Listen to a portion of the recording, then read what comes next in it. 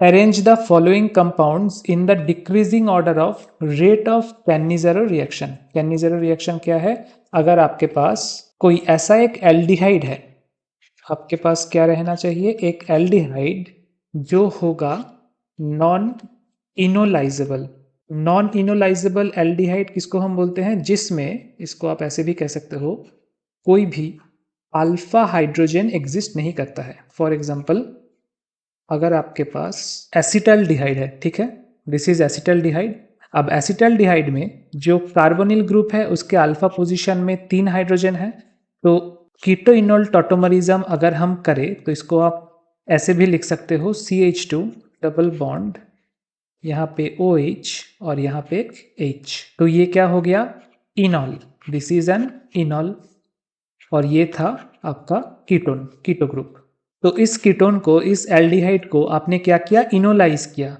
कैनिज़ेरो reaction में अगर आप इनोलाइज कर पाओगे कोई एल्डिहाइड को तो वो एल्डिहाइड यूज नहीं हो पाएगा, और इसके लिए जरूरी है कि कोई भी अल्फा हाइड्रोजन एग्जिस्ट ना करे।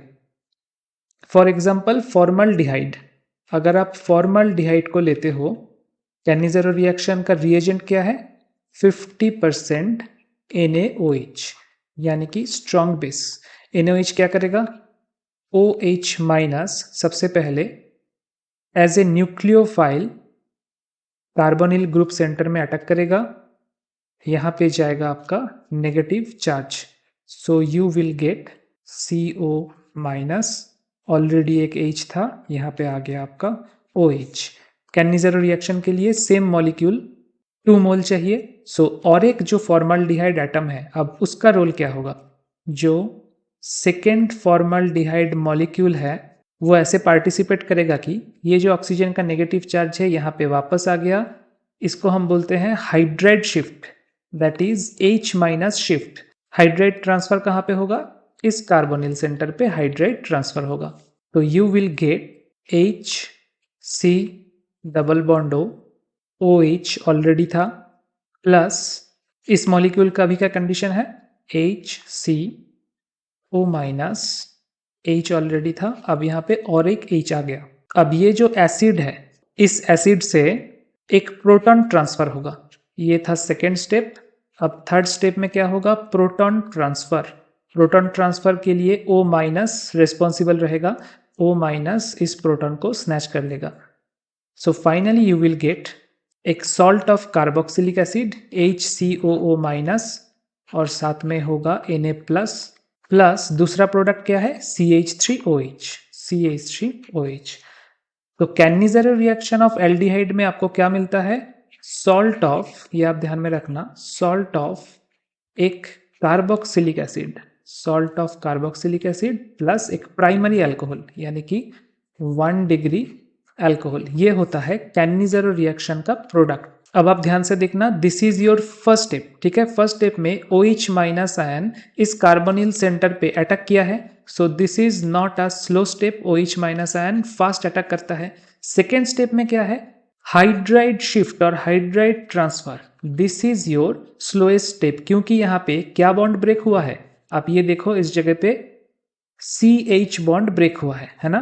तो CH बॉन्ड ब्रेक होने के वजह से this is your slowest step of the reaction. तो सेकेंड स्टेप में 2 मॉलिक्यूल प्रेजेंट है, एक तो ये मॉलिक्यूल और दूसरा है सेकेंड मॉलिक्यूल ऑफ एल्डिहाइड। तो इसको हम और एक बार लिख लेते हैं। सेकेंड स्टेप में क्या प्रेजेंट था? HCO माइनस, यहाँ पे एक H, यहाँ पे एक OH, ये एक मॉलिक्यूल प्रेजेंट था, और उसके साथ में second molecule of aldehyde present था। तो रेट भी क्या होगा? रेट भी सेम, HCO माइनस, यहाँ पे एक H, यहाँ पे एक OH, ये वाला मॉलिक्यूल आएगा, और साथ में आएगा second molecule of formaldehyde. So clearly the rate depends on the strength of CH bond, कि CH बॉन्ड कैसे टूटेगा आफ्टर दिस हाइड्राइड शिफ्ट। तो अगर आपके पास फॉर्मल्डिहाइड के जगह HCHO के जगह उसका डॉयटेरियम कॉम्प्लेक्स रहता DCDO, या फिर ट्रिटियम कॉम्प्लेक्स रहता यानी कि TCTO, तो slowest step of the reaction में क्या होता? DC, यहाँ पे एक O माइनस, यहाँ पे D और यहाँ पे OH। कौन सा बॉन्ड टूटता? ये वाला बॉन्ड टूटता, ये नेगेटिव चार्ज इधर आ गया और ये ड्यूटेरियम शिफ्ट हो गया। Similarly in case of TCTO, आपका slowest step of the reaction में ये मैकेनिज्म रहता, यहाँ पे ट्रिटियम, यहाँ पे OH, माइनस चार्ज यहाँ पे आ गया और ये बॉन्ड टूटना चाहिए CT।